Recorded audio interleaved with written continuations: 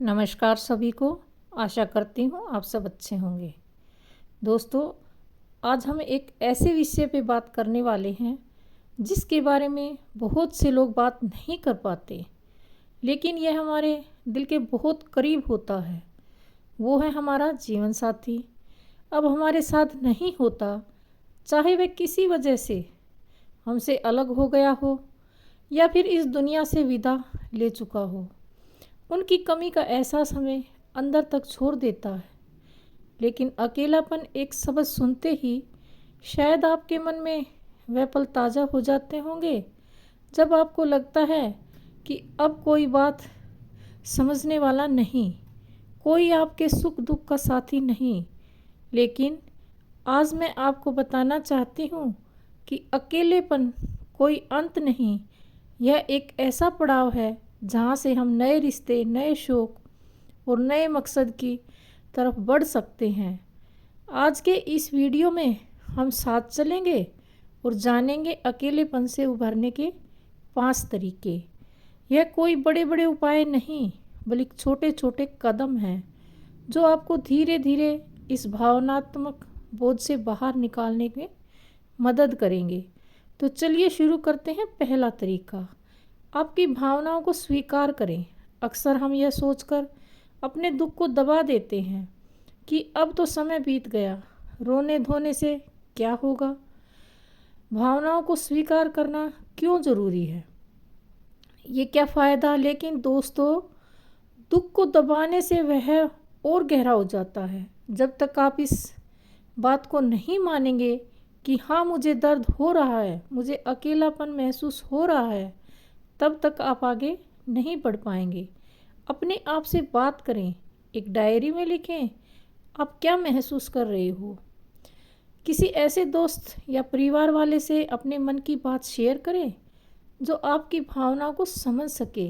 याद रखिए, आंसू बहाने में कोई शर्म नहीं, यह आपके दिल का वह बोझ है जो बाहर निकल कर आपके दिल को हल्का कर देगा। दूसरा तरीका, छोटी छोटी खुशियाँ ढूंढिए। जब हमारा साथी हमारे साथ नहीं होता तो हर चीज़ छोटी सी मज़ा आता है। चाय की चुस्की लेना, शाम को बगीचे में टहलना, हर पल खास लगता है। लेकिन अब जब वह साथ नहीं है तो क्या यह मतलब है कि ज़िंदगी खुशियाँ भी ख़त्म हो गई? बिल्कुल नहीं। अपने लिए वह काम करें जो आपको पहले खुशी देते थे। अगर आपको गाना सुनना अच्छा लगता है तो फिर से अपने पसंदीदा गाने को सुनिए। अगर आपको बागवानी पसंद है तो नए पौधे लगाए। छोटी छोटी चीज़ों में मज़ा लेना सीखिए। हो सकता है शुरू में ये ऐसी चीज़ें करने का मन ना करे, लेकिन धीरे धीरे आप महसूस करेंगे कि यह छोटी खुशियाँ आपके अकेलेपन को कम कर रही हैं। जब हम अकेलेपन से बाहर निकलने की कोशिश करते हैं तो कई बार ऐसा लगता है जैसे हम एक अंधेरे कमरे में अटके हुए हैं। दरवाज़ा तो पास है, लेकिन वह दिखाई नहीं देता। याद रखिए, जिस तरह एक मोमबत्ती की छोटी सी लो पूरे कमरे को रोशन कर देती है, उसी तरह छोटे छोटे प्रयास आपके जीवन में फिर से उजाला भर देते हैं। तीसरा तरीका, नए रिश्ते बनाएं, पर दबाव में नहीं। कई बार हम सोचते हैं अब हमारी उम्र में नए दोस्त कौन बनाएगा या फिर लोग हमारी बात क्यों सुनेंगे। लेकिन दोस्तों, रिश्ते उम्र नहीं देखते। आपके आसपास ऐसे कई लोग होंगे जो आपकी कंपनी की को एंजॉय करेंगे। शुरुआत छोटे से करें। पार्क में जहां आप टहलने जाते हैं वहां किसी से हल्की फुल्की बातचीत शुरू करें। कोई भी बहाना चल सकता है। मौसम के बारे में बात कीजिए, किसी के पालतू जानवर की तारीफ कीजिए। धीरे धीरे ये छोटी छोटी बातें अच्छी दोस्ती में बदल सकती हैं। अगर आप टेक्नोलॉजी से जुड़े भी हैं तो कंफर्टेबल हैं तो व्हाट्सएप ग्रुप या फेसबुक से जुड़िए, जहां आपको नए दोस्त बनाने में आसान तरीके हैं। रुचियां वाले लोग, जो चाहे वह भजन कीर्तन या ग्रुप जो शायरी या फिर गार्डनिंग का, ऐसे ग्रुप हों जो आपको अपने जैसे कई लोग मिल जाएंगे। चौथा, खुद को व्यस्त रखिए पर थकाए नहीं। जब दिमाग खाली रहता है तो नकारात्मक विचार घर कर लेते हैं, इसलिए ज़रूरी है कि आप अपने को सही मात्रा में व्यस्त रखें। पर यहाँ एक बात याद रखना ज़रूरी है, अपने आप को ज़्यादा थकाए नहीं। कुछ आइडिया आपके लिए, अगर आपको पढ़ना पसंद है तो रोज़ थोड़ा समय पढ़ें।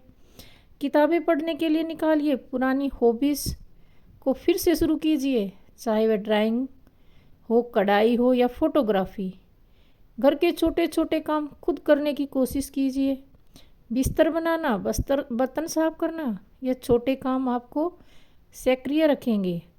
अगर संभव हो तो रोज़ थोड़ी देर टहलने जाइए। ताज़ी हवा और हल्की एक्सरसाइज मूड को फ्रेश कर देती है।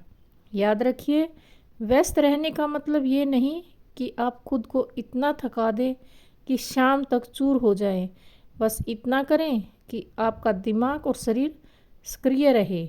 और अब जब हमने नए रिश्ते बनाने और खुद को व्यस्त करने के तरीके समझ लिए, तो आगे हम बात करेंगे सबसे महत्वपूर्ण, जो खुद के साथ अच्छा व्यवहार करना और नए मकसद तलाशने के बारे में।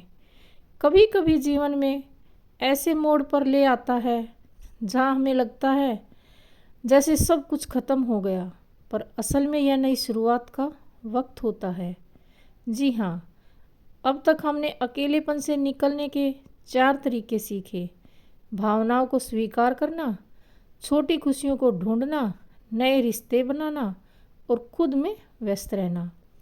अब हम बात करेंगे 5वें और सबसे महत्वपूर्ण तरीके के बारे में। वह है खुद को नया मकसद देना। लेकिन उससे पहले थोड़ा रुकिए और सोचिए, क्या आपने कभी नोटिस किया कि जब किसी को कुछ सिखाते हैं या मदद करते हैं तो हमारा अपना दुख कितना हल्का हो जाता है। 5वां तरीका, अपने जीवन को नया मकसद दीजिए। हमारे बुजुर्गों की ज़िंदगी का अनुभव और ज्ञान एक खजाना है हमारे पास। जो ज्ञान है वह किसी नौजवान के लिए मार्गदर्शन हो सकता है। क्यों ना किसी को अपने जीवन का नया उद्देश्य बना लें। कुछ आसान तरीके, अगर आपको पढ़ने का शौक़ है तो मोहल्ले के बच्चों को फ्री में ट्यूशन पढ़ा सकते हैं। मंदिर या सामुदायिक केंद्र में जाकर अपने हुनर जैसे कढ़ाई, लेखक, संगीत सिखा सकते हैं। ऑनलाइन अपने अनुभव साझा कर सकते हैं, ब्लॉग लिख सकते हैं या वीडियो बना सकते हैं। अगर स्वास्थ्य ठीक है तो किसी सामाजिक संस्था से भी जुड़ सकते हैं, सामाजिक सेवा कर सकते हैं। याद रखिए, यह मकसद कोई बड़ी चीज़ नहीं होना चाहिए। छोटी सी शुरुआत भी हम आपके जीवन को नया अर्थ दे सकती है। जैसे हमारे एक सहेली 75 साल की उम्र में पार्क में बच्चों को कहानियाँ सुनाना शुरू कर दिया। आज वे 10 से 15 बच्चों को रोज आते हैं।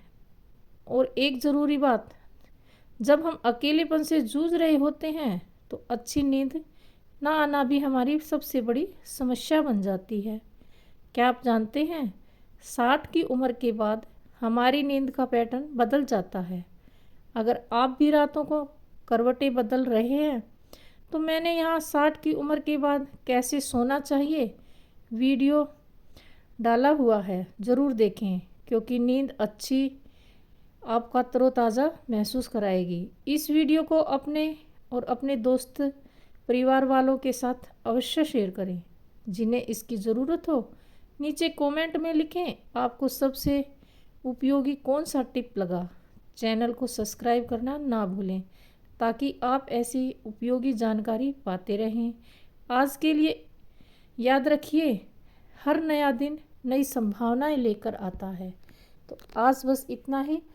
कल नई वीडियो में आपसे फिर मिलेंगे। तब तक के लिए सभी को नमस्कार। खुश रहना, मस्त रहना और तंदुरुस्त रहना।